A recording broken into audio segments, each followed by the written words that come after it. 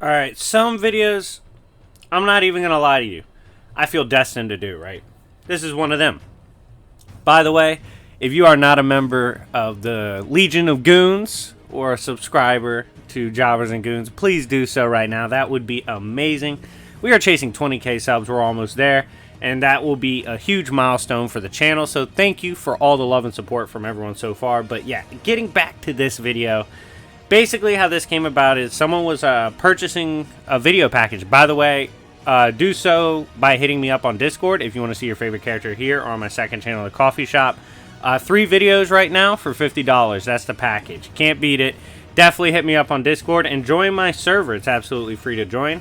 We hang out, talk scaling, and play games quite often. But anyways, getting back to this, so he was like, yo, I want to see like some of the worst jobbers you know. Like, I think we should get content on some just top tier trash cans. And I was like, you know what? First thing I think of when I think of jobbers is Section 8 from DC Comics. Now, if you've never heard of the team, don't worry. This jobber video is designed to introduce you to them. I'm going to go through each character, starting with their leader, Six-Pack, break them down, talk about why they're jobbers, and then at the end, I'm going to rank them out of the 8 members from my least favorite to favorite jobbers and kind of tell you why. It's going to be an absolute hilarious video. Settle on in, grab your popcorn or whatever. It's going to be a ton of fun, and without further ado, let's begin. First off, let's talk about Six-Pack. Six-Pack is one of the ugliest characters ever drawn in any comic, honestly. He's constantly drunk with his massive beer belly and caps about the shit he's done in the past and like what he's accomplished as a superhero. This includes him claiming he's brawled with and swung on Doomsday. Obvious cap.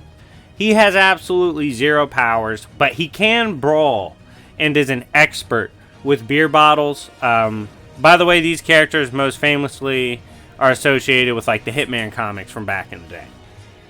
Now, next in the group, we have the Defenestrator.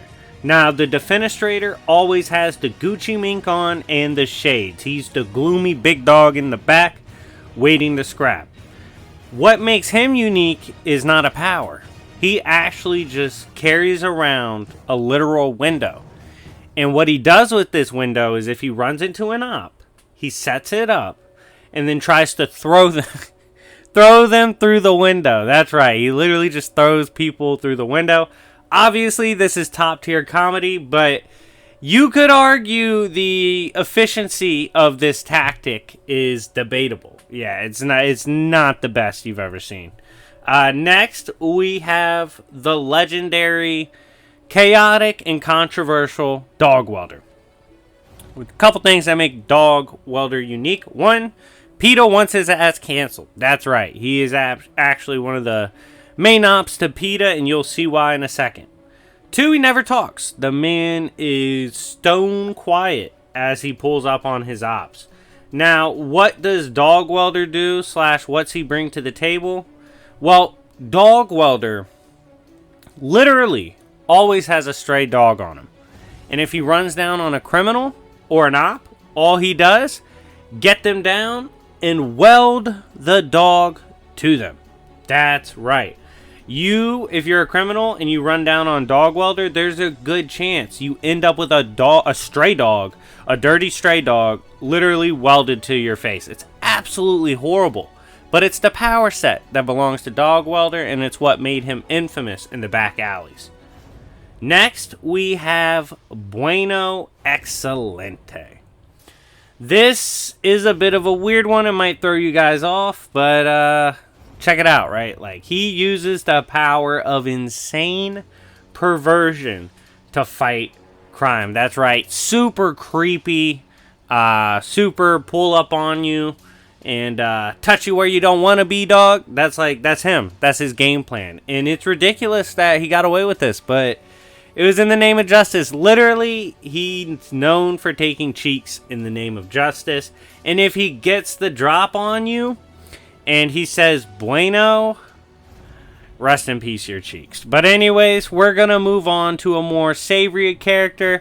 I lied because, like I said, this this team is just full of characters that would not fly today, right? We next have Shakes. Shakes is a character. He doesn't have any superpowers.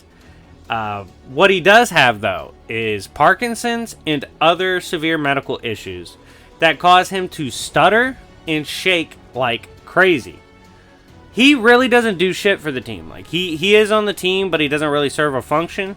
The only thing he really serves a purpose for is to get hit by friendly fire, who we will talk about soon. But yeah, he doesn't bring anything to the table. He's top tier jobber. Unfortunate circumstances, but I mean, it is what it is. He's in the wrong career path. Next, we have the unsavory and just disgusting Phlegm Jim.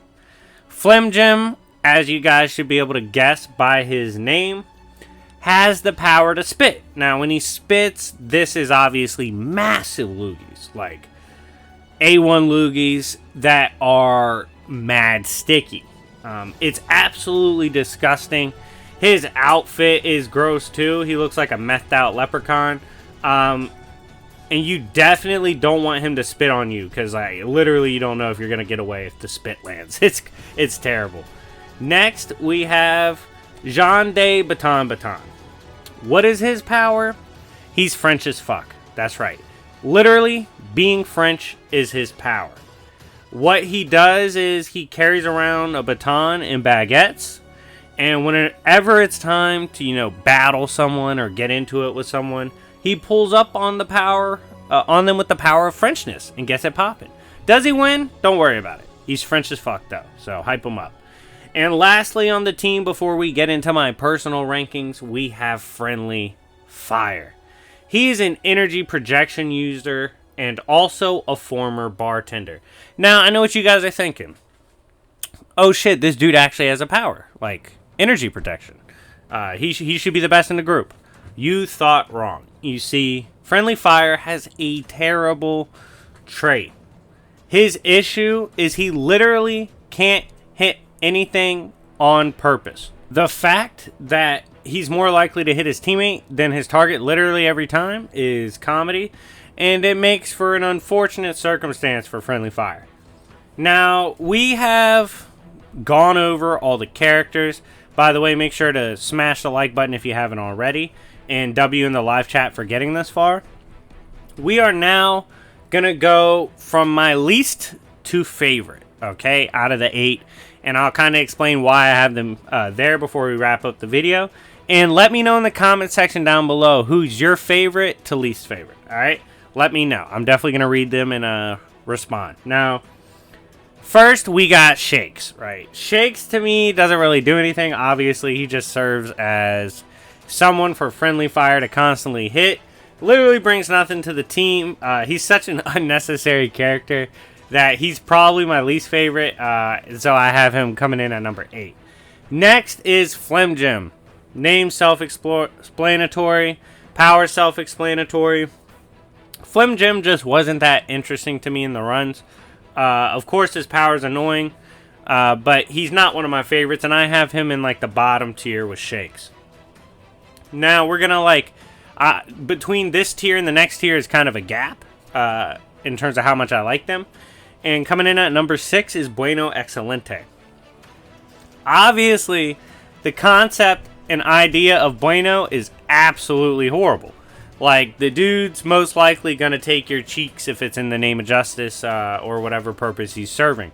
However, it is quite hilarious, the fact he gets to drop on you and says Bueno. Like, that shit's funny. And he is some comedic relief to the team and provides a unique way of jobbing. I will say that myself. It's very unique. Next, we have Six Pack right next to him. Now, Six Pack is funny. Obviously, he looks terrible. I mean, just a disgusting looking jobber. Caps constantly. Him capping about Doomsday is probably one of the funnier things he's ever done. And obviously, just thinking him and his gang can really slide on people makes him memorable. But again, he's not one of the best in the group, but he is worthy of number 5. Now, between this tier and the next, again, we have a bit of a gap as we get into the final tier. Number 4, I got Jean de Baton. Now, Jean is funny to me because obviously his power is just literally being French. Homie's always got the baguette on deck if you want to talk crazy. And the fact that this is legitimately his arsenal and how he pulls up on people and talks trash, all that, it's just god tier to me. I think Jean is hilarious and belonged in the top tier. Now, number 3, we have Dog Welder. This is a conceptual, like a concept of a character that's so crazy. I don't know how PETA didn't bolo them. But yeah, he's running around welding dogs to ops' faces, never talks, he just slides. It's hilarious that like he's on a superhero team doing what he like. That's evil as shit doing that to stray dogs. I don't know how he made the team, and the fact he made the team is hilarious and earned him number 3.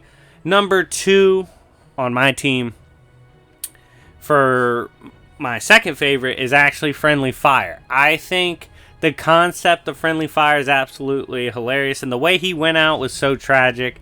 I mean, he tried so hard to contain the power and properly shoot it.